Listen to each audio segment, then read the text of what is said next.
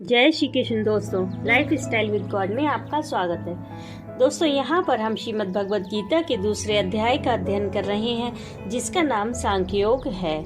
आज हम 47वें श्लोक का अध्ययन करेंगे। भगवान ने समबुद्धि रूप कर्म योग का और उसके फल का महत्व बतलाया। अब भगवान कर्मयोग का स्वरूप बतलाते हुए अर्जुन को कर्मयोग में स्थित होकर कर्म करने के लिए कहते हैं।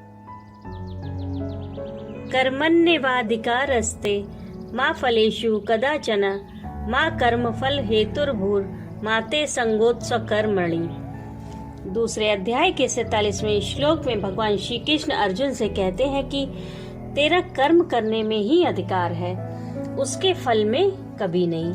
इसलिए तू कर्मों के फल का हेतु मत हो तथा तेरी कर्म करने में भी आसक्ति ना हो।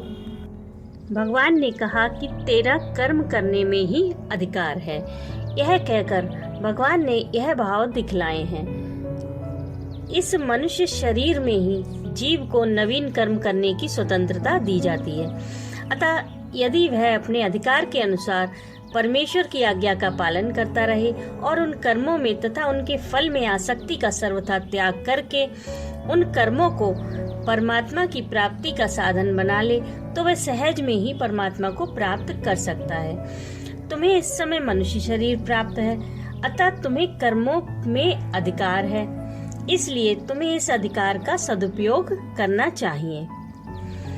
मनुष्य का कर्म करने में ही अधिकार है, उनका त्याग करने में वह स्वतंत्र नहीं है। यदि वह अहंकार पूर्वक हठ से कर्मों के त्याग की चेष्टा भी करे तो भी सर्वथा उसका त्याग नहीं कर सकता, क्योंकि उसका स्वभाव ही उसे जबरदस्ती कर्मों में लगा देता है।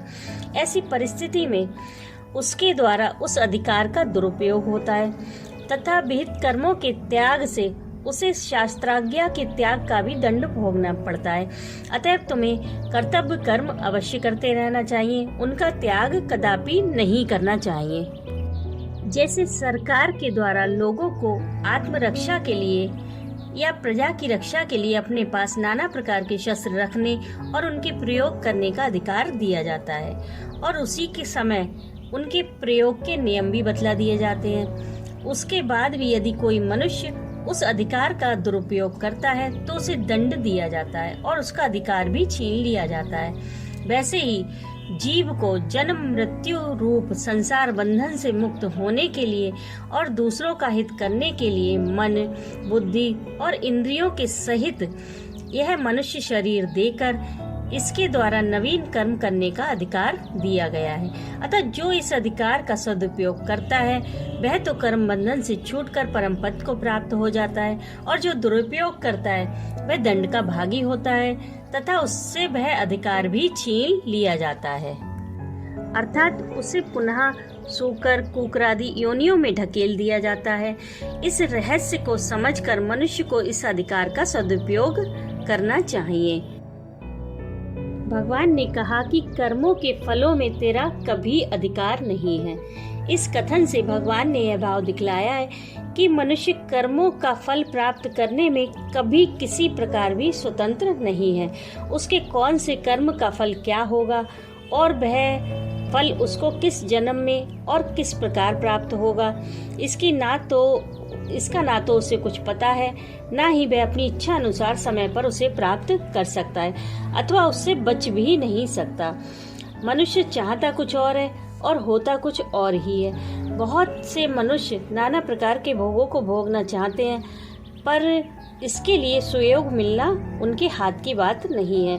अनेक तरह के संयोग वियोग वे नहीं चाहते, पर फिर भी हो जाते हैं। कर्मों के फल का विधान करना सर्वथा विधाता के अधीन है। मनुष्य का उसमें कुछ भी उपाय नहीं चलता।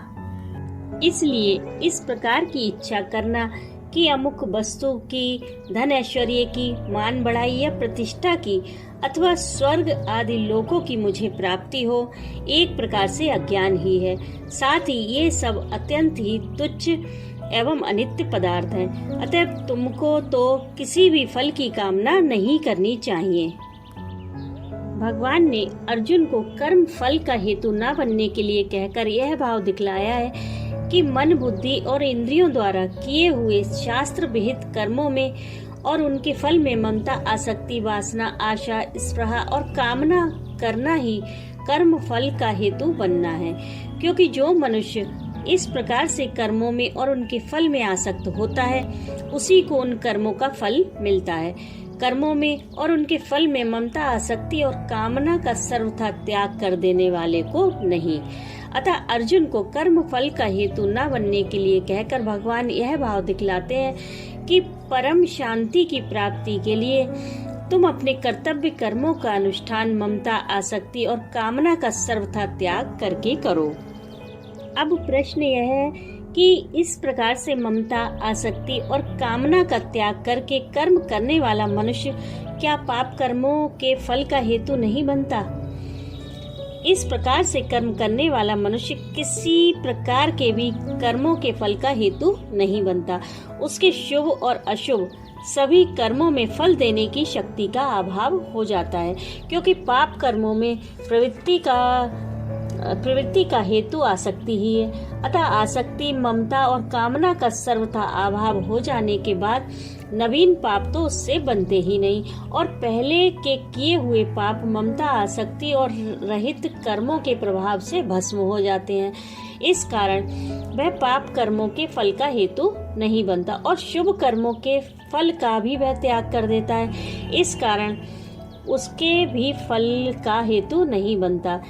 इस प्रकार कर्म करने वाले मनुष्य के समस्त कर्म विलीन हो जाते हैं और वह अनामय पद को प्राप्त हो जाता है। भगवान ने कहा कि तेरी कर्म न करने में भी आसक्ति ना हो। इस कथन से भगवान ने यह भाव दिखलाया है कि जिस प्रकार शास्त्र विहित कर्मों से विपरीत निषिद्ध कर्मों का आचरण करना कर्माधिकार का दुरुपयोग करना है, उसी प्रकार वर्ण, आश्रम, स्वभाव और परिस्थिति के अनुसार जिसके लिए जो आवश्यक कर्तव्य है उसको ना करना भी उस अधिकार का दुरुपयोग करना है। विहित कर्मों का त्याग किसी भी प्रकार न्याय संगत नहीं है। अतः इनका मोह पूर्वक त्याग करना तामस त्याग है और शारीरिक क्लेश के भय से त्याग करना राजस त्याग है। विहित कर्मों का अनुष्ठान किए बिना मनुष्य कर्म योग की सिद्धि को भी नहीं पा सकता। अतः तुम्हारा किसी भी कारण से विहित कर्मों का अनुष्ठान ना करने में आसक्ति नहीं होनी चाहिए। राधे राधे।